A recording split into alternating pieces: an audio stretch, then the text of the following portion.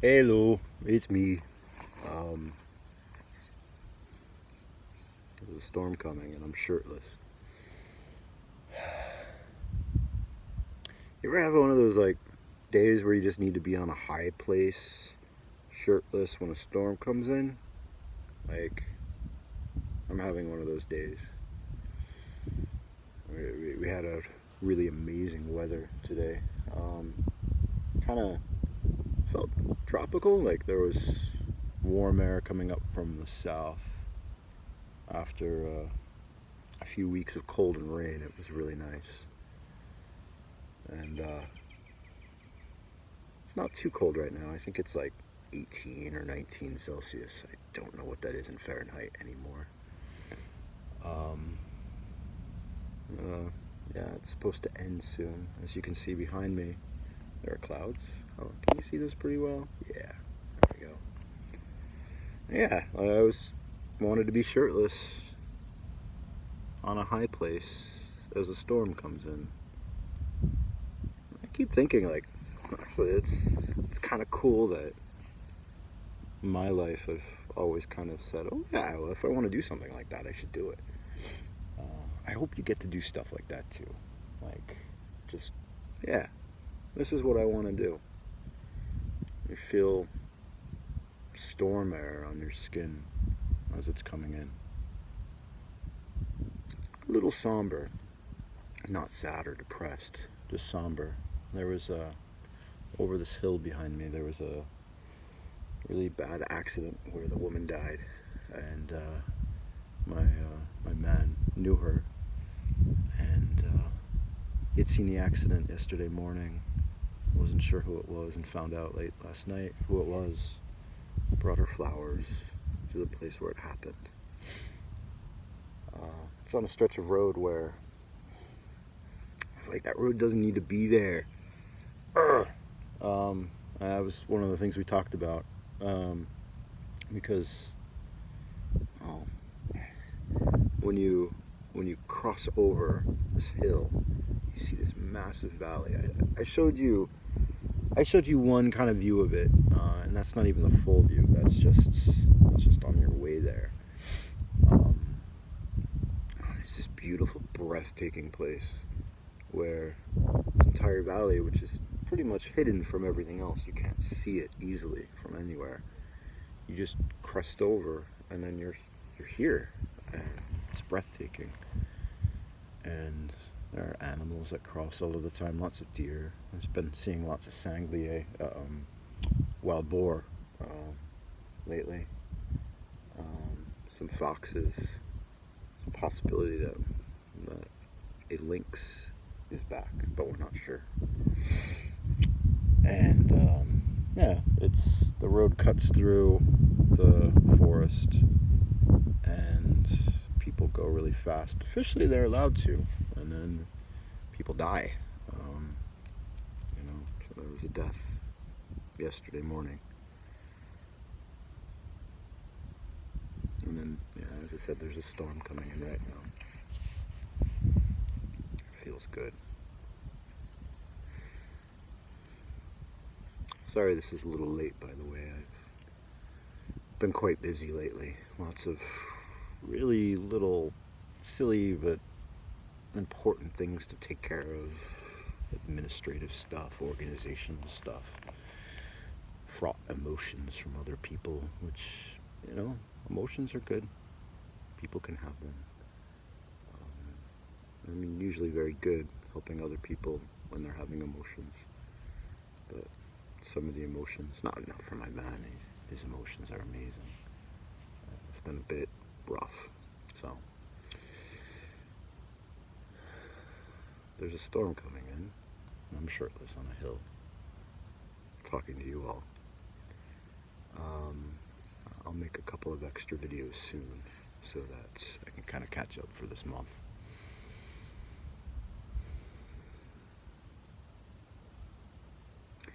thinking about death and life, and how those two things spin on each other, and death gives us meaning. When death pauses life, suddenly we give attention to it, and then we start realizing, oh, there's a storm coming in. I'm going to sit shirtless, feel the air on my skin. Actually, that was a little cold. I would be naked, but this is kind of a public place. And this is not R-rated or X-rated, so. And I was also thinking about all of the people who have died from machines. Cars are machines, people use them to go places, and they die, or kill other things, kill animals. Lots of animals die from machines. Lots of people die from machines. Machines are useful, but they kind of rule our lives, and kind of rule our deaths too.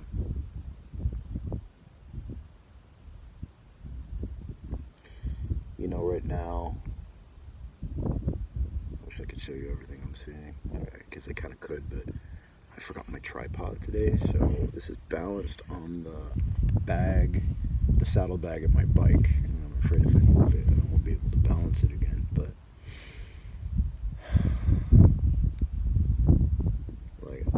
all I can feel right now is life. The air was warm today. And then riding my bike,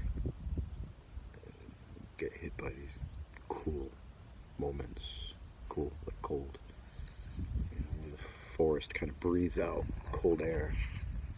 You can feel that particularly in the summer when it's really hot and you go into a forest and you're cold. You're like, oh wow. And sometimes it just breathes it out and you can feel it. And then you're hit by warm air again. And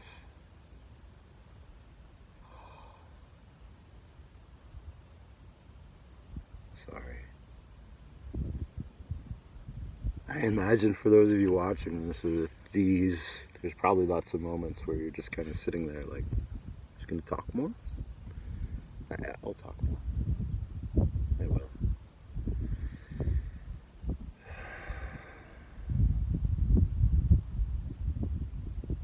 I wish I could bring you all here. Have you sit with me. You'd have to be kind of quiet so you can hear it and feel it.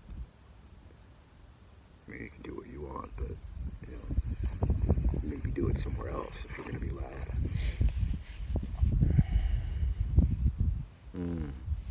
Alright, I have a memory that just came to me. There was this moment, how long ago? 5 years now, I guess. It was a winter. I've told you all this story, I think, about getting picked to go to Newgrange. So it was in Ireland for winter solstice. Right before that, or was it after? I think it was right before. It was in Wales. It was in Gwynedd, Snowdonia area, with my best friend in the whole world. He was going to school in Cardiff, and he met me since I was going to be in Ireland.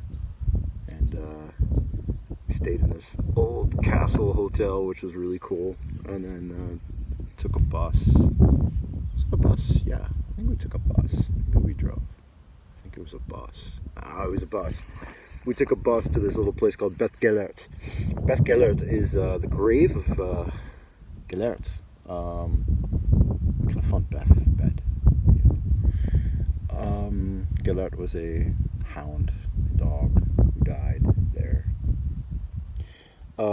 It's also known in Welsh myth as Dinas Emrys,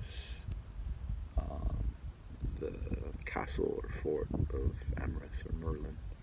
It has a couple of other names too, but there's a river that runs through it, and that river opens up into a lake, and up on one side of the hill is where Caradwyn was said to have gone to search, to talk to old ancient alchemists, to find the potion of wisdom. On the other side of this lake, right when the river pours into the lake, is where two dragons, the red dragon and the white dragon, were buried. And then they were uncovered in one of the three unfortunate revealings. And we were there. I think it was before the solstice. And it was wet.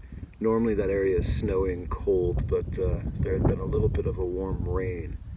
And it was raining while we were there, so all the snow melted and everything was flooded. The river was swollen, and so was the lake. You could see the trees that were on the shore were actually part of the lake, and you could just see these trees coming out.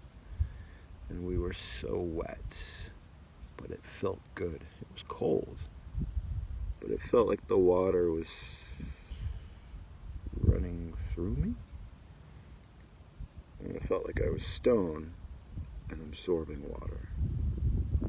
Like I was the water and I was the stone and I was everything. I just expanded. And at the top of this little cliff area where the dragons were, I took my shirt off. It was stormy like this, but a little wetter and a lot colder. Actually, a lot wetter and a lot colder. I took my shirt off and lit a candle and saw a dragon.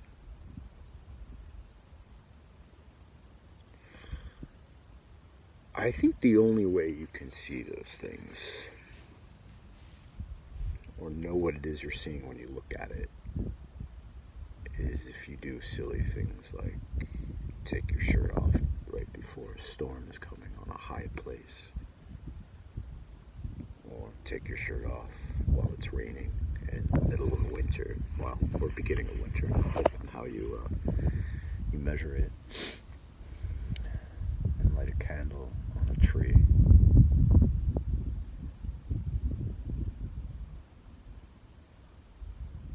I guess that's what I'm doing now. I'm doing this to see something.